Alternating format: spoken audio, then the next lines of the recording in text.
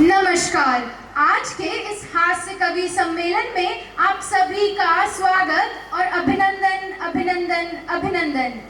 आपके मनोरंजन के लिए हमने ये महफिल सजाई है। कोई यूपी से आया है, कोई एमपी से आया है, हंसी की मस्त फुलझड़ियां जलाने साथ लाया है। हंसो यारों फंसो यारों झमेला साथ लाया है, और काका जी को ऊपर से मिलाने खास लाया है, और काका जी को ऊपर से मिलाने खास लाया है। सबसे पहले स्वागत करेंगे काका हाथरसी जी का। तालियों से स्वागत करें।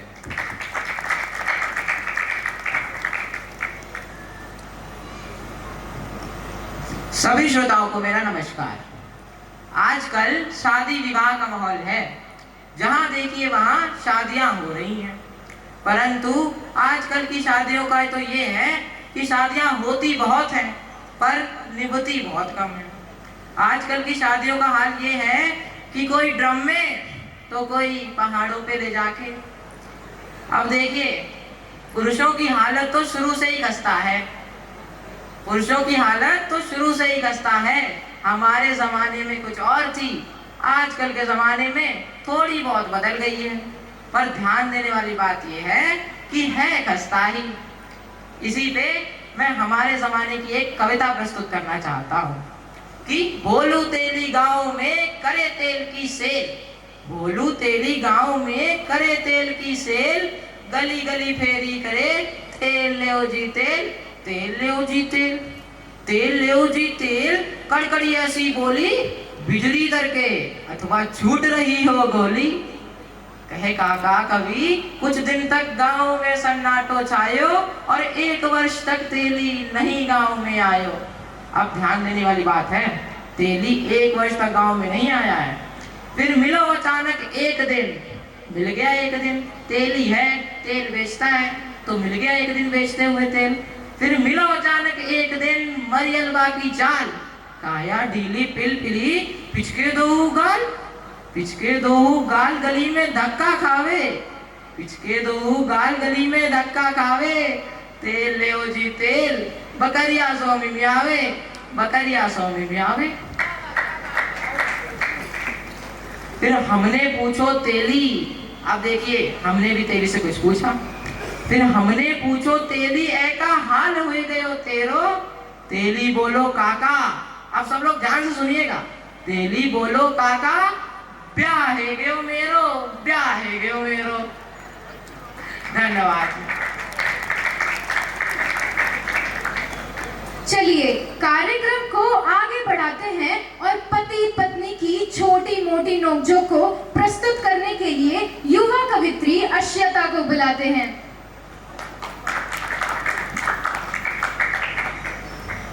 नमस्कार।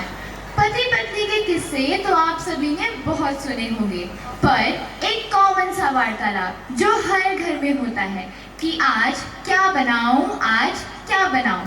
इसी पर मैं आज एक छोटी सी कविता प्रस्तुत करने जा रही हूँ, जिसमें पति पत्नी की थोड़ी नोक-झोंक भी है। एक दिन पत्नी अपने पति से बोली, ऐ जी आज खाने में क्या बनाऊं? पति बोला, गधा परसों बना था, मुर्गा कल बना था, तुम कहो तो आज शेर बन जाऊं। फिर पत्नी गुस्से से बोली, मैं पूछ रही हूँ आप क्या खाएंगे? पति बोला, बेलन परसों खाया था, चिमटा कल खाया था, कहो तो आज थक्का मुक्की से ही काम चलाऊं। अब पत्नी का पारा हाई हो गया और वह गुस्से से गुर्राते हुए बोली, मैं आखिरी बार पूछ रही हूँ आप लंच में क्या पाना चाहेंगे? पति बेचारा डरते डरते बोला, परसों शर्ट पाई थी, कल पैंट पाया था, और आज तो जूते ही पाएंगे। धन्यवाद।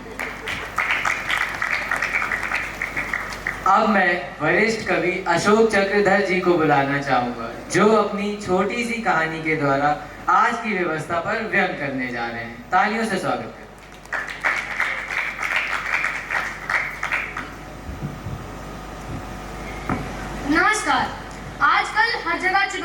माहौल है और मैं इस चुनाव के माहौल में आपके सामने एक व्यंग प्रस्तुत करना चाहता हूँ। तो सुनिए, एक नन्हा मेमना और उसकी माँ बकरी जा रहे थे जंगल से, राह थी सकरी। अचानक सामने से आ गया एक शेर, लेकिन अब तो हुचकी थी बहुत देर, भागने का नहीं था कोई भी रास्ता, बकरी और मेमने की हालत खस्ता। उधर शेर के कदम धरती नापे, इधर ये दोनों थर-थर कांपे। अब तो शेर आ गया एकदम सामने, बकरी जैसे तैसे लगी बच्चे को थामने। छिटक कर बोला बकरी का बच्चा, शेर अंकल क्या आप हमें खा जाओगे एकदम कच्चा? शेर मुस्कुराया, उसने अपना भारी पंजा मेमने के सर पर फिराया, बोला हे बकरी कुल गौरव, हे बकरी कुल गौरव, आयुष्मान भव, चिरायु भव, दीर्घायु भव, कर कल रव हो उत्सव, साबुत रहे तेरे सब अवयव।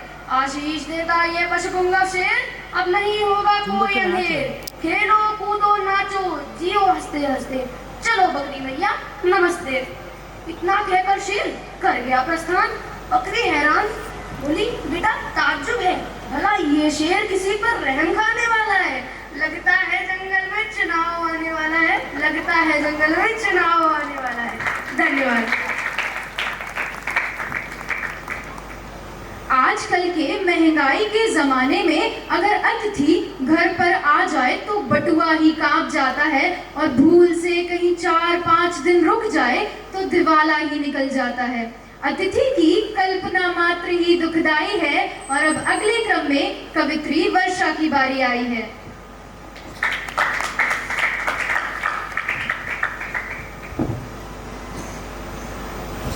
अब अतिथि तो सभी के घरों पर आते हैं, परंतु भाई साहब आज की महंगाई के युग में अतिथि का आगमन कैसे भार बन जाता है, आज इस कविता के द्वारा मैं आपको यह बताना चाहूंगी कि महीने की थी अंतिम तिथि, घर में आए अतिथि। महीने की थी अंतिम तिथि, घर में आए अतिथि। अतिथि ने किया प्रणाम, रसोई में चाय पत्ती बोली, चल भाई जय श्री राम, चल भाई जय श्री राम। अतिथि की पत्नी का नाम था अलका, अतिथि की पत्नी का नाम था अलका, सिलेंडर हो गया था हल्का। अतिथि का सूटकेस था बड़ा, आटे का कनस्तर खाली था पड़ा। हमने मन में ईश्वर को आवाज लगाई, हे भगवान क्या विकट परिस्थिति है आई, अब क्या करे गुसाई। तभी हुआ एक चमत्कार, सिलेंडर का बढ़ गया भार, रसोई के सारे खाली डब्बे गए लबालब भर। हमारा मन भी हर्ष उल्लास से गया घर, हमने माना ईश्वर का उपकार, इतनी जल्दी किया चमत्कार। तभी आई एक कर्कश आवाज, कब तक सोओगे आलसी राज। अद्भुत था यह स्वप्न हमारा, अद्भुत था यह स्वप्न हमारा, उठकर देखा तो बच गए जो दिन के मारा। धन्यवाद।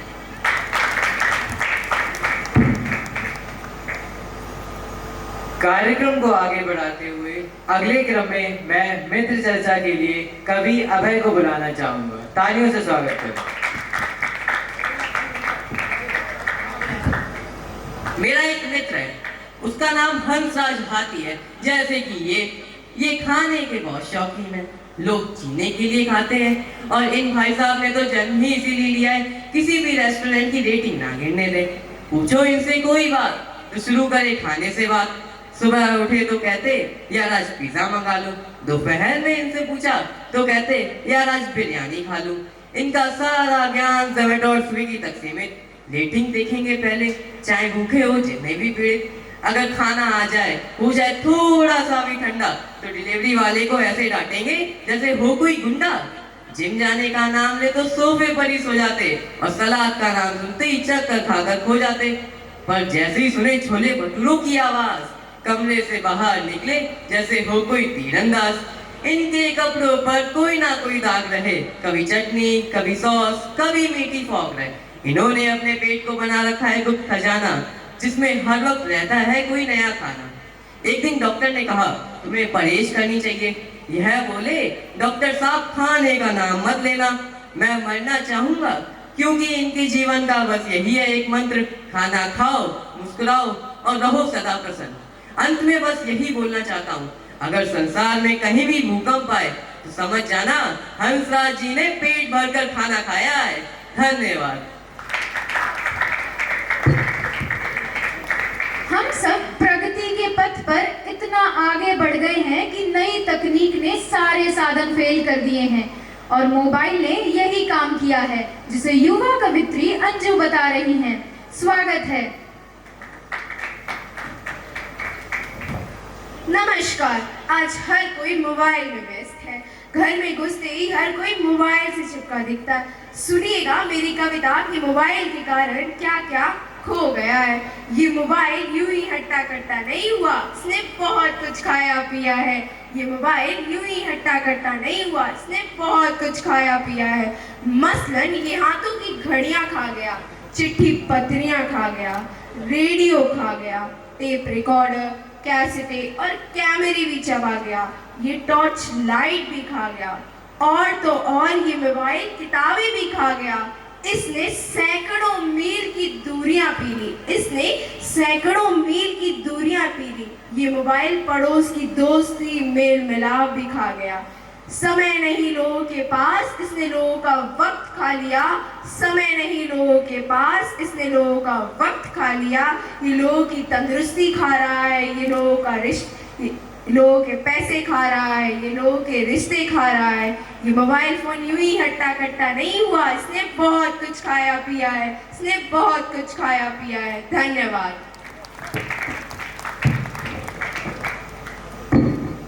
आजकल शादी विवाह का माहौल है, जहां देखो वहां दावतें हो रही हैं। एक जमाना था जब लोग प्रेम से बैठाल कर खिलाते थे, आजकल तो जहां देखो वहां दावतें हो रही हैं। अब मैं बुलाना चाहूंगा लवी जी को, जो हमें इस दावत का आनंद दिला रही हैं। तालियों से स्वागत करें। महोदय, अब हमारे यहाँ एक नया सिस्टम चला है, बूफे, जहाँ खाना रख दिया जाता है और पब्लिक को छोड़ दिया जाता है। जरा सुनिएगा मेरी कविता कि आप माने या ना माने, हमारे लिए सबसे बड़ी आफत बूफे की दावत। जैसे ही हॉल में खाने का संदेशा आया, पंडाल में भगदड़ सी मच गई। सभी एक के ऊपर एक बरसने लगे। जिसने झपट लिया सो झपट लिया, बाकी खड़े खड़े तरसने लगे। एक आदमी हाथ में प्लेट लिए इधर से उधर चक्कर लगा रहा था। खाना लेना तो दूर, उसे देख भी नहीं पा रहा था। दूसरा आदमी जो प्लेट में चावल की तस्तरी झाड़ लाया, मगर उससे कई ज्यादा तो अपना कुर्ता फाड़ लाया। तीसरी महिला जो ताड़ के वृक्ष के समान तनी थी, उसकी आधी साड़ी तो पनीर की सब्जी से सनी थी, उसे बार बार धो रही थी। पड़ोसन की मांग के लाई थी, इसलिए सर पीट पीट कर रो रही थी। महाशय चौथा भी कुछ अजीब हरकतें कर रहा था। खाना लेने की बजाय उसे जेबों में भर रहा था।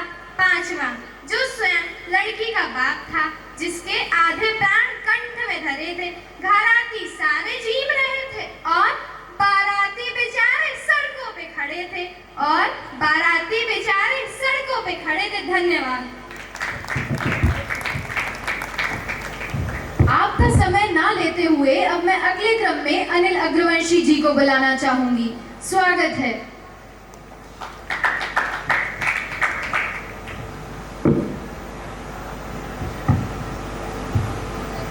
नमस्कार भाइयों बहनों, अभी मैं रास्ते से आ रहा था, साथ ही कुछ बच्चे भी मेरे साथ बैठे हुए थे। सभी बच्चे अपने अपने नंबरों की चर्चा ही कर रहे थे। तो कोई बोला 90%, किसी ने बोला 95%, तो कोई बोला 98%। फिर मुझे अपने दिन याद आ गए। तो जरा सुनिएगा, आजकल के बच्चे गजब ढा रहे हैं। आजकल के बच्चे गजब बढ़ा रहे हैं, पता नहीं क्यों इतने नंबर ला रहे हैं।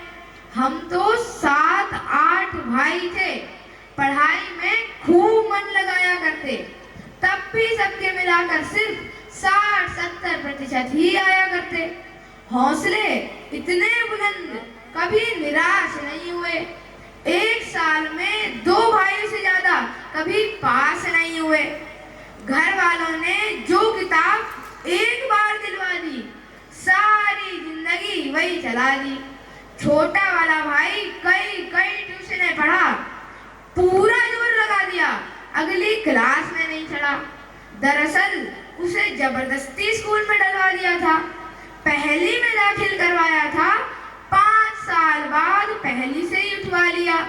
और सुनिए, 12वीं कक्षा में मेरे अकेले के 33% नंबर आए थे। घर वालों ने जश्न मनाए थे। जब मैं रिजल्ट लेकर घर लौटा, अद्भुत घड़ी थी। बड़ी बुआ दरवाजे पर आरती का थाल लिए खड़ी थी। कहने लगी, बच्चे ने इतिहास रच दिया। इसी खुशी में सुबह की सवामनी, शाम का भंडारा रख दिया। इसी खुशी में सुबह की सवामनी और शाम का भंडारा रख दिया। धन्यवाद। हिंदी में है 9 रस, ले रहे हैं हम हास्य रस। अब हम चलते हैं बनारस। जी हाँ, अब हम स्वागत करेंगे बनारस के कवि अनिल चौबे जी का। तालियों से स्वागत करें। धन्यवाद। देवियों और सज्जनों, आजकल भारत का माहौल बहुत ही गर्म है। पाकिस्तान कुछ ना कुछ ऐसी हरकतें कर रहा है जिसका जवाब हमें सर्जिकल स्ट्राइक या ऑपरेशन सिंदूर के द्वारा देना पड़ रहा है। आज मैं इस व्यंग के द्वारा पाकिस्तान से कुछ कहना चाहता हूँ, तो सुनिएगा। जितनी आबादी है तुम्हारे वहाँ पाक सुनो, उतना हमारे यहाँ घास फूस लेते हैं। जितने का बम और गोला तेरे पास रखा, उतने का बच्चे यहाँ कारतूस लेते हैं। जितना है खून तेरी जनता में भरा हुआ, जितना है खून तेरी जनता में भरा हुआ, उतना तो मेरे यहाँ मच्छर चूस लेते हैं। जितना है साल का बजट तेरा पाक सुनो, उतना दरोगा जी अकेले घूस लेते हैं। उतना दरोगा जी अकेले घूस लेते हैं। जितना तू बढ़ चढ़ बोलता है पाक प्यारे, जितना तू बढ़ चढ़ बोलता है पाक प्यारे, उतना आवारा यहाँ कुत्ते भौंक देते हैं। उतना आवारा यहाँ कुत्ते भौंक देते हैं। जितने का धुआं तेरे कारखाने देते होंगे, जितने का धुआं तेरे कारखाने देते होंगे, उतने का साधु जी चिलम फूंक देते हैं। भारत के दुश्मनों सुनो, पाक कभी हिंद के बराबर न आ सकेगा। पाक कभी हिंद के बराबर न आ सकेगा। उत्तर तुम्हें हम ये आज चूक देते हैं। जितने की दाल रोटी खाते पाकिस्तान वाले, जितने की दाल रोटी खाते पाकिस्तान वाले, उतना हमारे यहाँ दान कर देते हैं। उतना हमारे यहाँ दान कर देते हैं। धन्यवाद।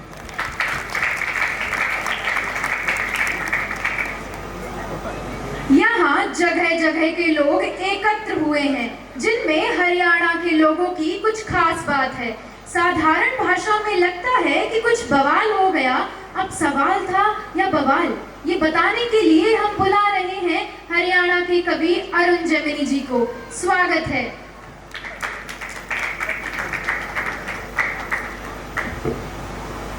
यहाँ पे उपस्थित सभी दर्शकों को मेरा सादर प्रणाम।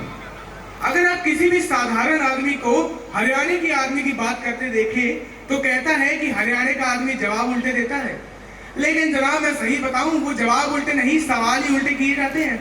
नहीं, बिल्कुल सही बता रहा हूं। मैं अपने अनुभव से एक चीज बताता हूं कि एक आदमी बाल कटाने के लिए पहुंचा, तो बाल काटने वाले ने एक सामान्य सवाल कर दिया, पूछे कि बाल छोटे करने हैं, बोले बड़ा भी सके नहीं।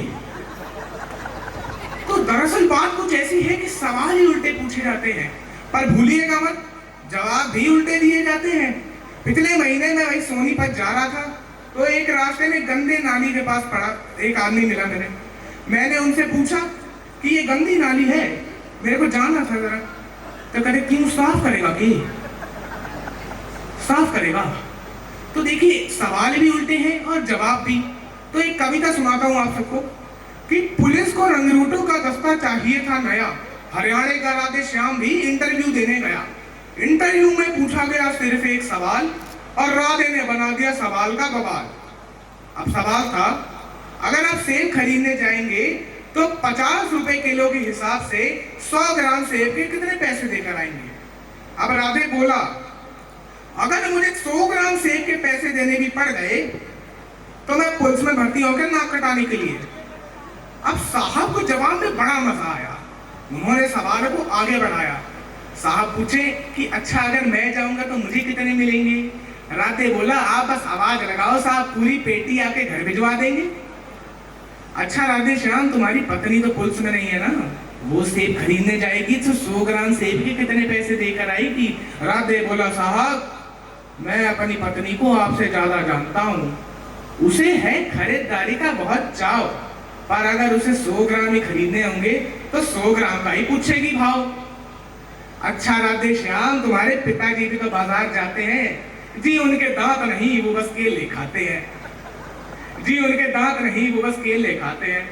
आप मुझे एक बात बताओ श्रीमान, तनख्वाह तो दोगे सिर्फ एक आदमी की, लेकिन सेब खरीदने में लगा दे पूरा खानदान।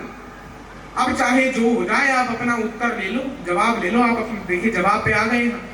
जवाब ले लो कि मैं फल वाले को 5 रुपए दूंगा और कहूंगा कि इतने के सेब दे दो। अरे पर भाई सवाल उठता है कि इतने के कितने? अब ये सेब वाले की मर्जी, वो दे दे जितने। अब साहब हो गए बड़े परेशान। उन्होंने बोला, राधे श्याम बस बहुत हो गया, अब तुम एक आखिरी सवाल का उत्तर दो कि अगर कोई आम आदमी सेब खरीदने जाए, अब देखिएगा आम आदमी की बात की गई है, कोई आम आदमी सेब खरीदने जाए तो 100 ग्राम सेब के कितने पैसे देगा? अब आम आदमी का नाम सुनते ही राधे श्याम सीरियस हो गया थोड़ा। बोला, अजी साहब आपने आम आदमी को सेब खरीदने लायक ही कहां छोड़ा? आपने आम आदमी को सेब खरीदने लायक ही कहां छोड़ा? आम तो सिर्फ सेब का ठेला लगाता है, खरीदने तो सिर्फ खास ही जाता है, खरीदने तो सिर्फ खास ही जाता है। धन्यवाद।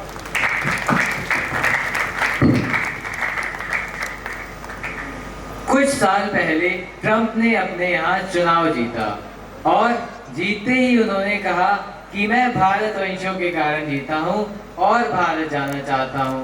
तो देखिए उन्हें यह सलाह दी गई कि लालू से मिलो वो तुम्हें बिहारी ना कर दे, जनता तुम्हें यहाँ की भिखारी न कर दे।